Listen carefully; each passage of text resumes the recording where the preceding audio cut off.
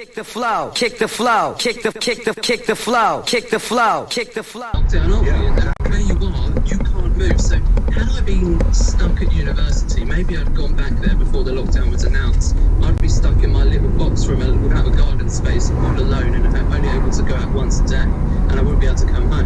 Now I'm stuck at home. I've got a garden, I've got a nice environment, I'm by the seaside, it's lovely, but it's not the university experience that I signed up for.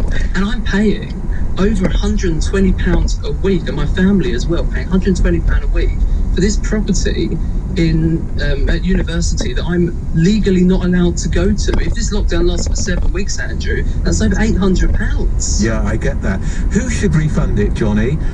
Should it be the university or the government? I mean, Lord and Davis thought a bit of both. Yeah, when it comes to tuition fees, I think really it's got to come from the government.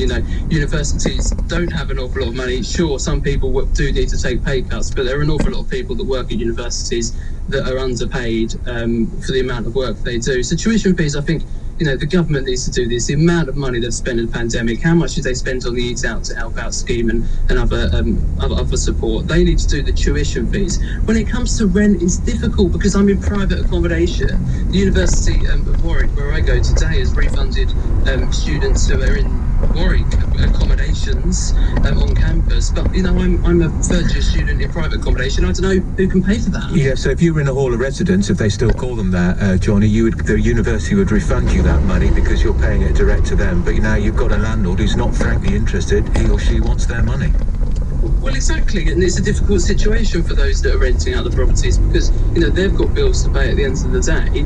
But if I'm a first-year student living on campus in halls of residence, then I wouldn't have to pay. So there's definitely a disparity here, and universities and the government really need to knock some heads together and work out how they're going to plug this gap. You've got the petition is over 500,000 already. What's the target to get it over 1 million?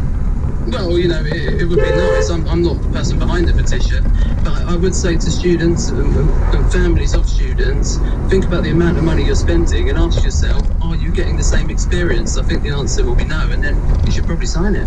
Are you fed up? Are you fed up about the thought of not going back on Monday?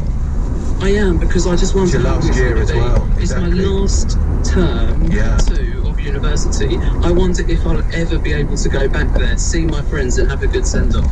I know, and where would you be doing your exam? Your final exams, where would you be doing those? In some big sports hall, and they're all taking place online, so it's very different. Well, Johnny, best of luck to you, and I hope it works out for you. That's Johnny Jenkins, who makes the case articulately, in my view, that there's got to be at least a partial refund. So, if you're at university, are you going to sign that petition? You are entitled to some money back, aren't you? Is online teaching as good as Lord and Daly suggested if you're in an arts course? He says it's just as good. Seems to suggest that some students go to university not so much for the tuition, for the crack, as they'd say in Ireland. What's your view about that? And if you're a parent of a student and you're the one who's picking up the bill for the tuition fees, what do you think about that? 0345 6060 973. It stands to reason, doesn't it, that students, if they're being charged for a university experience, and like Johnny, they can't leave their home in Essex, they can't go near the university, even if the library's open, they've got to get some money back, haven't they? So what's the government going to do about it?